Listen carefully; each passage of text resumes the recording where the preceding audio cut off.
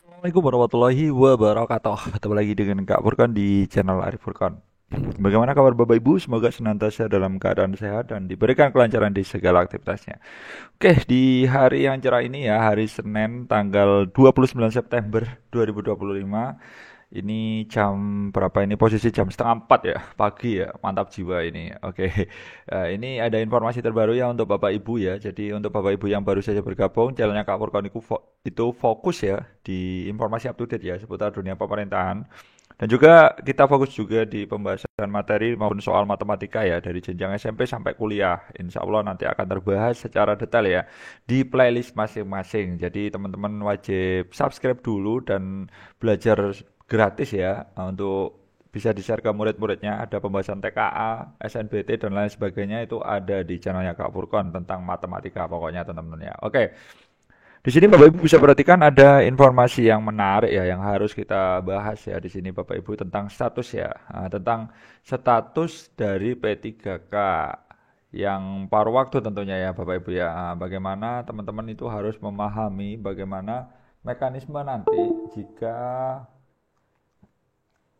ditetapkan ya. Jadi di sini Bapak Ibu bisa perhatikan status P3K itu ditetapkan sementara.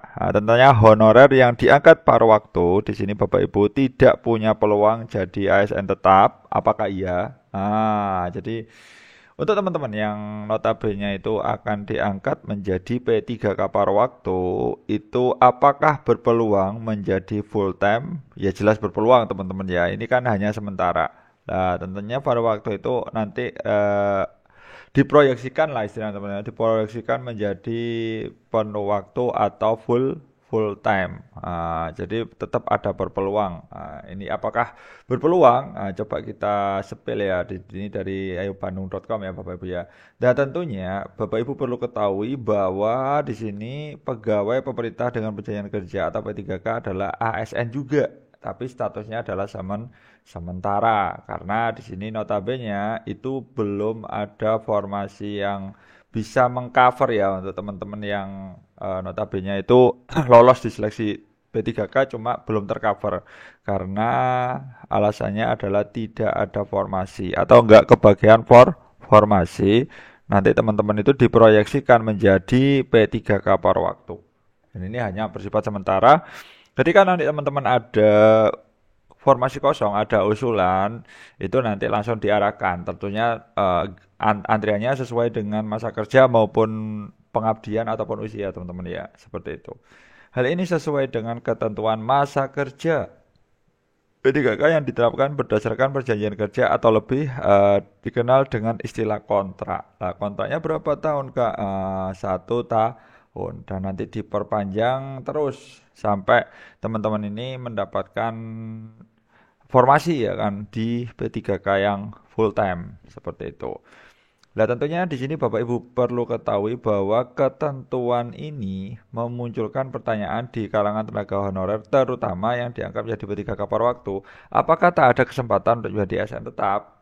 Nah, di sini sebagai informasi penegasan bahwa status P3K adalah ASN sementara juga yang keluar dari pernyataan Kepala Prof Yudan Arif Fakullah selaku Kepala BKN kita. Nah, tentunya dalam sebuah kuliah umum di Unilak pada pertengahan Agustus kemarin, tentunya Prof. Yudan menyampaikan sejumlah perbedaan antara PNS dan P3K meski keduanya sama-sama ASN. Pertama, kita harus lempengkan dulu konsepsi tentang ASN. ASN itu isinya dua, PNS maupun P3K. Sedangkan PNS itu adalah jenjang karir asli dari ASN dan dia dipersiapkan dari awal. Tapi di sini perlu Bapak Ibu ketahui semuanya ini juga ASN, ya kan? Baik ASN itu bisa teman-teman itu PNS, bisa P3K. Lah, nanti P3K itu juga ada dua teman-teman ya. P3K ada dua, ada yang full time ya kan, ada yang full, ada yang part time. Jadi yang part time ini adalah teman-teman yang belum kebagian formasi. Meskipun ada beberapa daerah yang tentunya belum mengusulkan, tenang saja teman-teman, batas akhirnya itu adalah di tanggal 30 September 2025. Jadi dicek saja secara berkala. Di sini sudah tanggal 29 sih, ya mepet banget ya. Semoga nanti teman-teman yang belum diusulkan segera diusulkan. Seperti itu Bapak Ibu ya.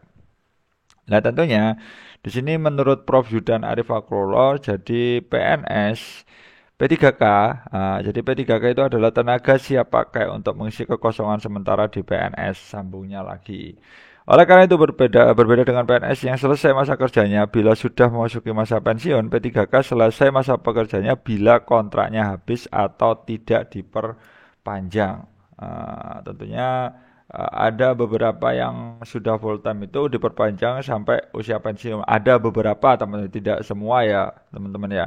Ada beberapa yang notabene teman-teman PPK yang full time itu diperpanjang sampai usia pensiun. Jadi sudah tenang ya Bapak Ibu ya, sudah sampai pensiun dapat tunjangan juga sampai usia pensiun untuk P3K yang full time ya Bapak Ibu ya, yang part time masih belum. Nah, tentunya di sini Bapak Ibu perlu ketahui bahwa ketentuan ini juga menjadi salah satu hal yang membuat P3K tidak menerima jaminan pensiun seperti PNS, seperti itu. Lalu bagaimana nih dengan P3K paruh waktu? Perlu dicatat juga, P3K paruh waktu adalah kategori yang dikhususkan bagi honorer yang tidak lulus atau tidak bisa mengisi lowongan kebutuhan dalam seleksi P3K 2024. Nah, tentunya meskipun statusnya juga sebagai ASN, bisa dibilang P3K paruh waktu ini tidak sepenuhnya setara dengan P3K. Nah, tentunya sehingga dalam Kemenpan RB nomor 16 tahun 2025 disebutkan juga bahwa ada peluang pengangkatan P3K penuh waktu bagi paruh waktu yang memenuhi kriteria. Nah, ini sudah jelas Bapak Ibu ya. Jadi teman-teman itu masih berpeluang. Asalkan apa? Ada formasi kosong, ya kan? Ketika teman-teman nanti ada formasi kosong yang sesuai jabatannya teman-teman, itu nanti berpeluang, ya kan? Teman-teman akan beralih status menjadi P3K yang notabene itu adalah full time. Seperti itu. Jadi tenang saja teman-teman. Nanti jenjang karirnya itu nanti jelas kok. Jadi diikuti saja prosesnya.